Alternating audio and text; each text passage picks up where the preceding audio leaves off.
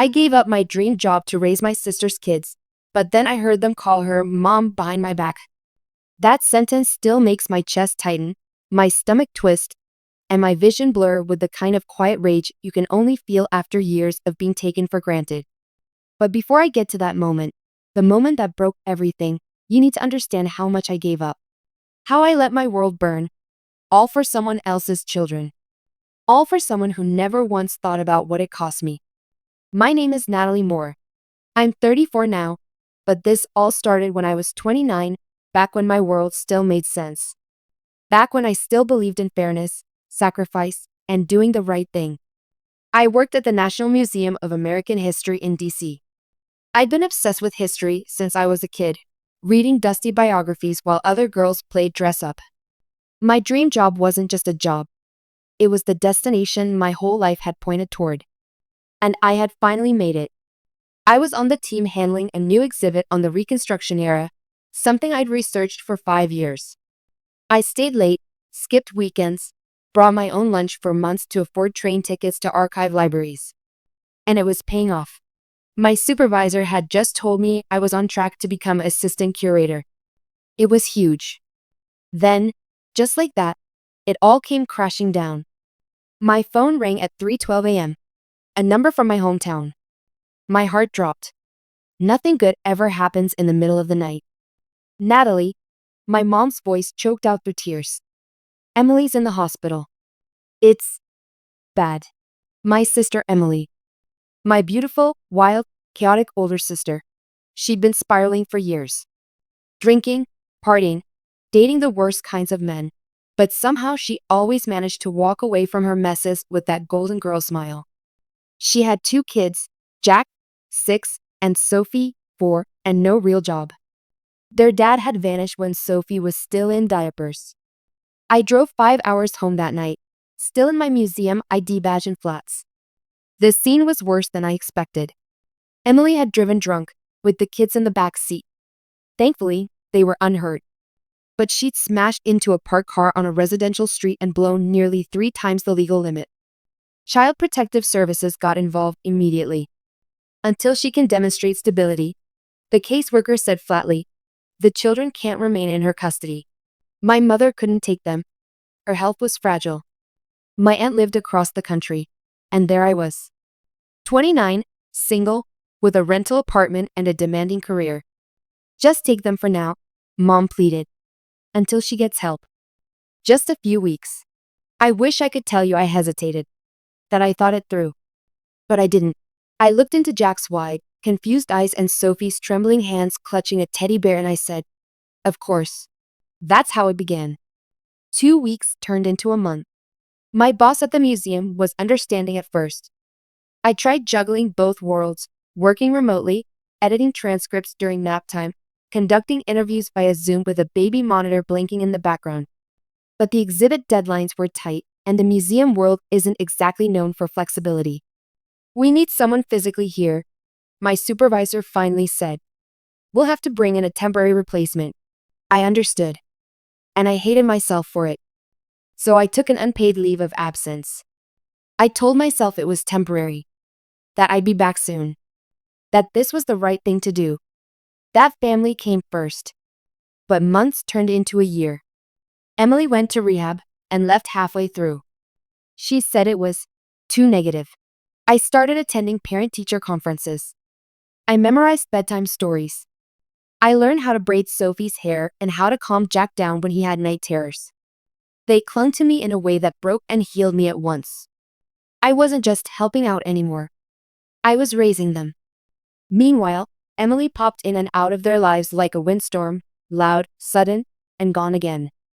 She'd show up late to visits, smelling like vodka and cheap perfume.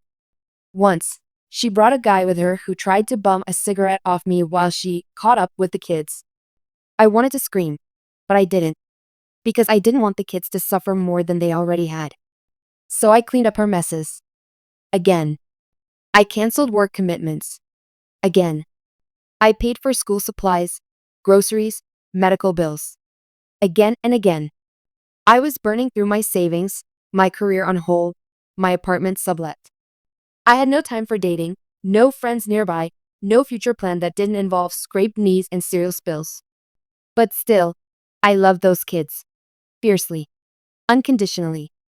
When Sophie had her first dance recital, I was the one videotaping it, crying behind the camera. When Jack broke his arm falling off a jungle gym, I was the one in the air at 2 a.m. holding his hand. When they had nightmares, it was my bed they crawled into. Not Emily's. Mine. And through all of it, I still told myself it was worth it. That I was doing something meaningful. That one day, they'd look back and know that Aunt Natalie saved them. But looking back, maybe that was my first mistake. Thinking I was saving anyone. Thinking Emily was actually going to change. Thinking any of this was temporary. Because just when I thought we'd found a rhythm, just when I started seeing a sliver of light at the end of the tunnel, everything started to unravel in the most casual, devastating way. And it began. With a whisper. It happened on a random Thursday evening. There was nothing special about it. No storm. No dramatic music. Just laundry. Homework. Leftover spaghetti. I was sitting on the stairs, folding socks outside their bedroom while they got ready for bed. I wasn't trying to snoop. God knows I've respected their privacy more than most parents ever would. But when you live in close quarters, sometimes the walls talk. That's when I heard it. A quiet, offhand whisper from Sophie. "Don't tell Natalie," she said, almost giggling. Jack responded in the same hushed tone. "Yeah. She gets weird when we call her that." And then I heard Sophie say the sentence that made my hands go still in the middle of folding a pajama shirt. "Mom said not to call her mom. Just Natalie. But you know she's not really our mom. She's just pretending." Pretending. I didn't cry. I didn't even move. I just sat there on the stairs, heart pounding, as my whole chest hollowed out. Just pretending? I had sacrificed everything. For them. My career, my city, my freedom, my social life, my money, my dreams. I had scraped every ounce of energy out of my body to make sure they were safe and loved. And now I was just pretending? I waited until they fell asleep before slipping downstairs and pouring myself a glass of water with shaking hands. That night, I barely slept. The words ran on a loop in my head like a cruel lullaby. She's just pretending. Was that what Emily was telling them? Was that the story being spun behind my back? I didn't want to believe it. But once you hear something like that, you start seeing things differently. The next weekend, when Emily came over for a supervised visit, I decided to observe more closely. Not just her, but them. Their body language. Their words. The dynamic. The first red flag hit within the first 5 minutes. Emily hugged them like a show for the cameras, but the moment they were seated at the kitchen table coloring, she started scrolling on her phone. "You guys been good for Natalie?" she asked, not looking up. Sophie grinned and said, "She's always making us clean our room."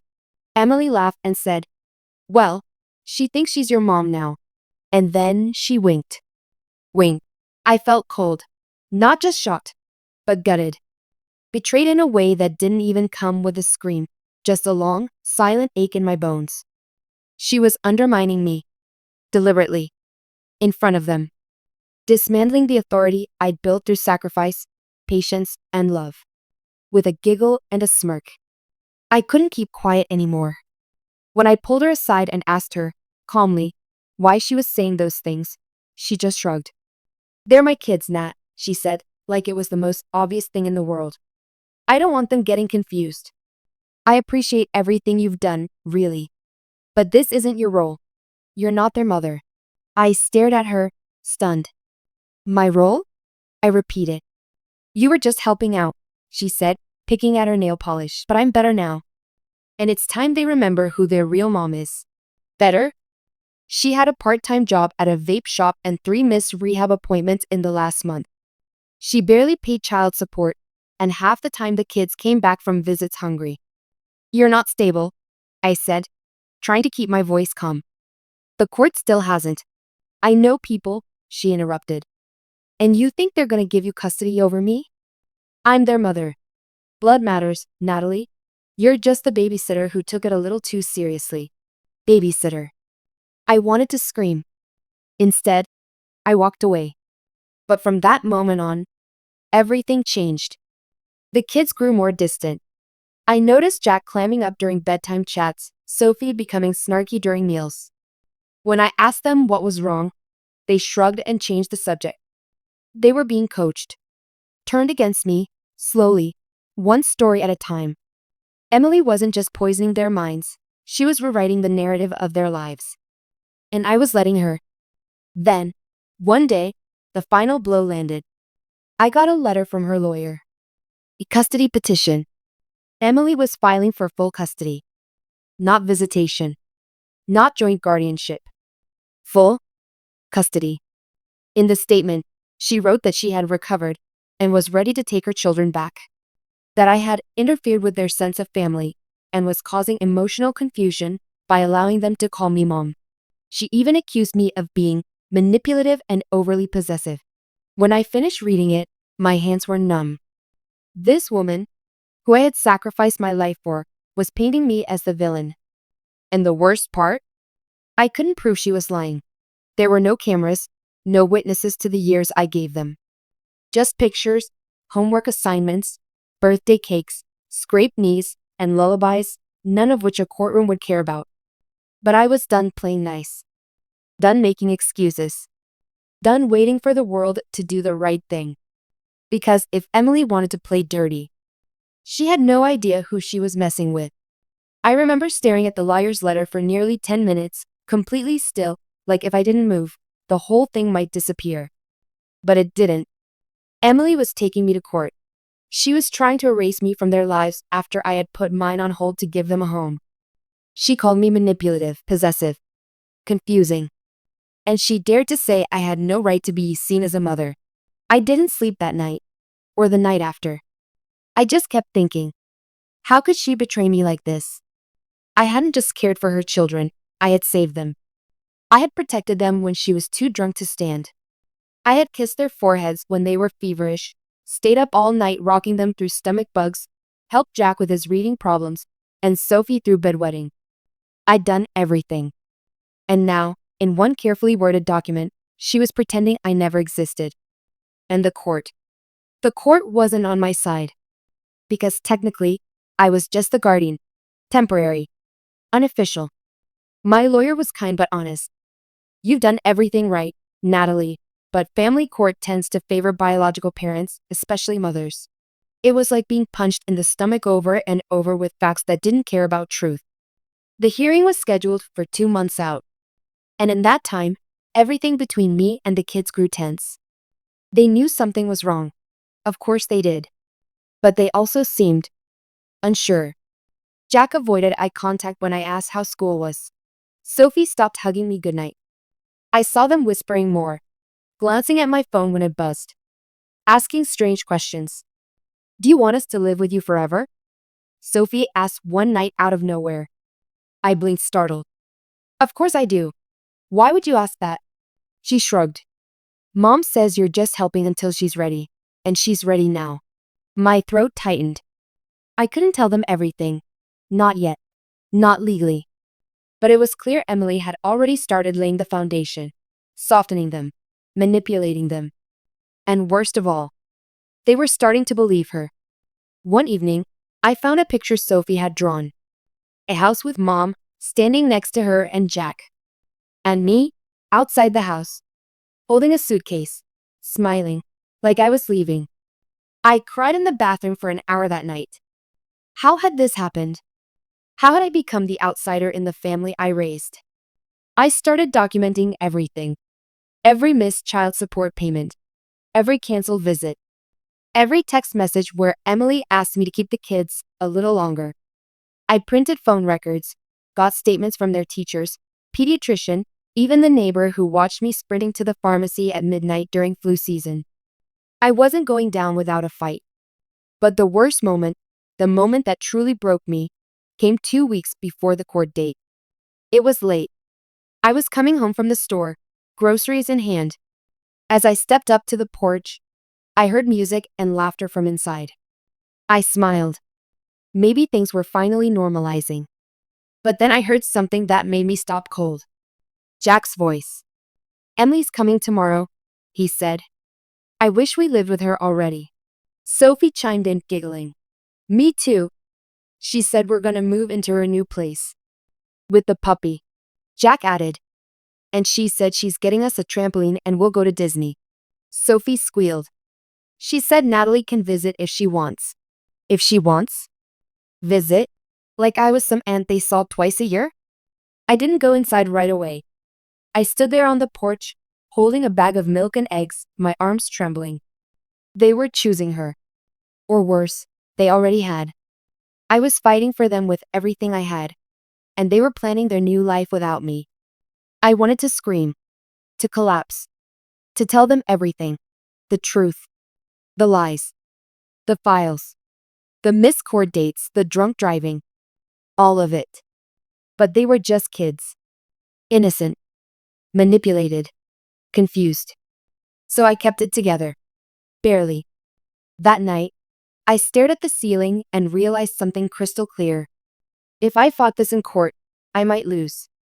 But if I fought it outside of court, if I used my brain, my background, my strategic mind, I could make sure the truth buried her lies. Because I wasn't just some girl folding socks on the stairs. I was once one of the top researchers at the Smithsonian. I knew how to gather evidence, how to build a case, how to reconstruct the truth from broken timelines and missing pieces. Emily thought I was just a tired babysitter. But she'd forgotten who I really was. And now, I was done playing fair. The moment I decided to fight outside the courtroom, something inside me snapped into place, not the version of me who made peanut butter sandwiches and sewed Halloween costumes, but the version who spent years analyzing primary source evidence, dismantling false narratives, and connecting dots no one else could see. Emily wanted a war. She had no idea she declared it against someone who specialized in uncovering the truth. Step 1. I started documenting everything obsessively. Every late pickup. Every visit she missed. Every erratic message she sent. I had screen recordings, dated texts, even audio clips from the kids' tablets when they accidentally left voice memos running while she ranted about me being jealous. But I needed more than parenting fails. I needed proof of intentional sabotage. So I started digging. Quietly. I created a second phone, not to catfish her or manipulate, but to gather intel from the life she flaunted on social media. The same social media where she'd block me, of course. Under the name Maya, I followed her fake wellness account where she bragged about healing, her transformation journey, and her role as a full-time single mom. Every caption made me want to scream. Especially the photos of her at clubs, drinking with men whose hands lingered on her waist, just hours after she'd canceled visits with a migraine. Then I found the goldmine. One night, she went live by accident. She thought she was talking to her friend, drunk and messy on a couch, but she was streaming to all her followers, including Maya. In that live, she said, I can't believe this is working. Like, Natalie's raising them for me. It's hilarious. She actually thinks they're hers. But the second I get custody, I'll ship them off to my mom anyway. I've got plans, babe. Real plans. She laughed. Laughed. Like my sacrifice was some kind of inside joke. I downloaded the live. 3 backups. 1 on the cloud. 1 on a flash drive. 1 in a lawyer's hand the very next morning. Then, I hired a private investigator. I didn't have money to spare, but I sold my old textbooks, canceled my streaming accounts, did freelance museum consulting at night, anything to afford a few weeks of surveillance. Within 2 weeks, the investigator handed me a 52-page dossier. Photos, timestamps, receipts. Emily wasn't just unstable. She was lying to the court. She'd submitted false pay stubs from a job she no longer held. Claimed sobriety while being photographed buying vodka 3 times a week. Said she had a child-friendly home, while letting random men sleep over in a 1-bedroom apartment. But the worst? She'd coached the kids. My investigator's audio clips, taken from a public park, recorded her telling Sophie, if they ask who takes care of you more, say, Mommy. You want to live with me, don't you? Say it loud so the judge hears. Sophie had nodded. Jack had gone quiet. My hands shook as I listened. I couldn't decide if I wanted to cry or scream. But I had everything now. And so I assembled it, every file, every timestamp, every lie, into a single, overwhelming presentation. A timeline of her neglect, her manipulation, her cruelty. My liar's eyes widened. This is enough to destroy her credibility, she said. Natalie, this is brilliant. But I wasn't done yet. Because as much as I wanted the court to see the truth, I also wanted Emily to see what I'd become. So the night before the hearing, I requested a mediation meeting. Emily sauntered in late, wearing sunglasses and chewing gum like we were at brunch. Still playing Supermom? She smirked. I smiled politely, then slid the folder across the table. What's this? She scoffed. The reason you're going to lose, I said evenly. Unless you walk away now. She flipped through the contents, at first amused, then confused, then pale. Her hand trembled when she reached the transcript from her drunken live stream. Where did you get this? She hissed. I leaned in. Does it matter? Emily tried to recover. She accused me of spying, manipulation, desperation. But every accusation only made her look worse. Because this time, I had facts. I gave her one option: withdraw the petition. Accept supervised visits only. Or I would press forward. Publicly. Legally. Completely. At first, she refused. She called my bluff. And then court day came. I wore a black blazer and no makeup. Just facts. Just fire. My lawyer opened the proceedings with a single phrase. Your Honor, we have reason to believe the petitioner has intentionally misled this court. What followed was 40 minutes of evidence, audio, video, screenshots, third-party reports. It wasn't just compelling.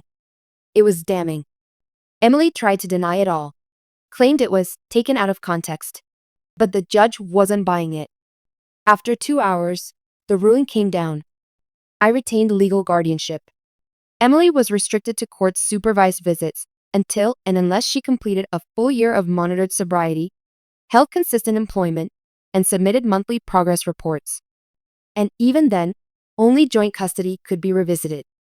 I had done it. I'd won. But it didn't feel like a victory dance.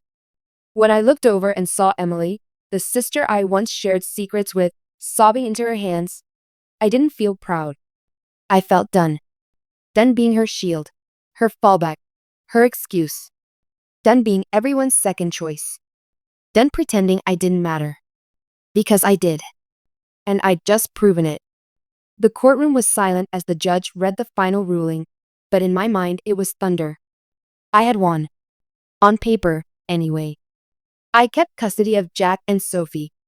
Emily was restricted to supervised visitation under strict conditions. Her lies had collapsed under the weight of their own arrogance. The judge even apologized to me, for the stress and emotional burden I had endured during the process. It should have been the happiest moment of my life. But when I looked over at Emily, face buried in her hands, her shoulders shaking, I didn't feel triumph.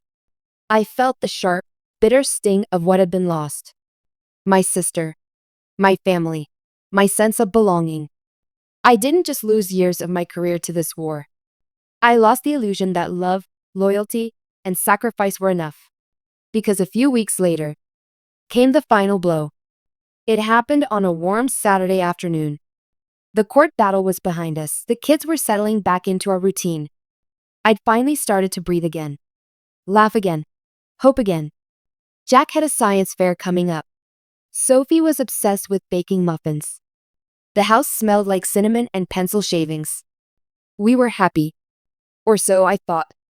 Then, I walked past Sophie's room and heard her talking. Not whispering. Not giggling. Just talking. To someone on FaceTime. I wouldn't have listened if she hadn't said my name. She gets mad when we call her Natalie, Sophie said, brushing a doll's hair. But Mommy said that's her name. Not Mom. I froze. Jack's voice chimed in from somewhere near the tablet. I know. But sometimes I forget, like when I get scared at night. I called her Mom once and she cried. I didn't mean to make her sad. Sophie looked into the screen and nodded seriously. Don't worry. We'll never forget who our real mom is. We promise. The person on the other end said nothing. But I recognized the shadow moving on the wall behind Sophie's shoulder. A second device. Another call. Emily wasn't supposed to contact them directly outside supervised visits. But she had been. Secretly facing, whispering in the dark, dripping poison into their ears like bedtime stories. I stepped into the room slowly. Sophie turned and looked up at me. "Are you mad?" she asked, eyes wide. "Mommy just wanted to say hi." I took a breath, sat down on the bed, and in the calmest voice I could muster, I said, "No, I'm not mad. I'm just tired." Because the truth was, I wasn't angry anymore. I was done. Done trying to win over a heart that still belonged to someone else. Done begging for recognition from children I had loved more than myself and who still saw me as a placeholder. Emily may have lost the case, but she had carved herself so deeply into their identity that I could not remove her without ripping them apart. I didn't sleep that night. Instead, I sat at the kitchen table until dawn, drinking lukewarm tea, staring at the custody papers, and making a decision that broke me. The next morning, I called my lawyer. "I want to amend the agreement," I said. "Joint guardianship. Split time. I'll keep primary custody, but she deserves structured time. Regular time. Let her show up or fail on her own." My lawyer sounded surprised. "Are you sure?" I was. Not because Emily deserved it, but because I did. I deserved to stop fighting. And they, Jack and Sophie, deserved to know the truth through experience, not through war. A month later, Emily started her new visitation schedule. She lasted 2 weeks before skipping a pickup. Then another. Then another. The kids started noticing. Jack asked, "Why doesn't she come when she says?" Sophie said quietly, "Why does she lie so much?" I didn't answer. I just listened. Because I knew now, finally, that they needed to see it for themselves. And they did. It took time.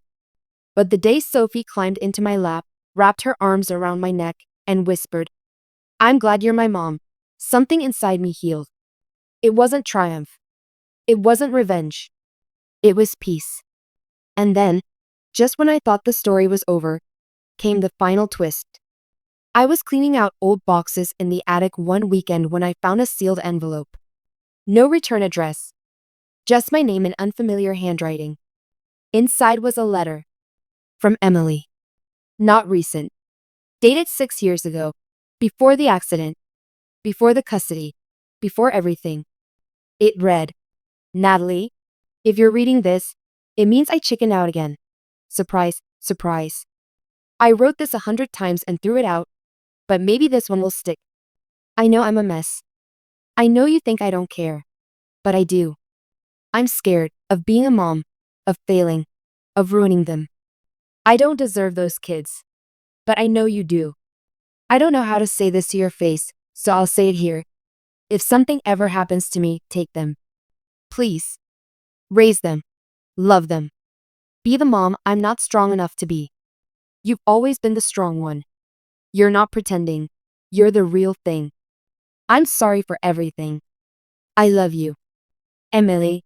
I sat on the attic floor for hours, crying, because somewhere, buried under the chaos and lies, a part of her had known, maybe even loved me for it. She just didn't know how to show it. And in that letter, finally, I had what I'd been chasing all along. Not forgiveness, not gratitude, but truth.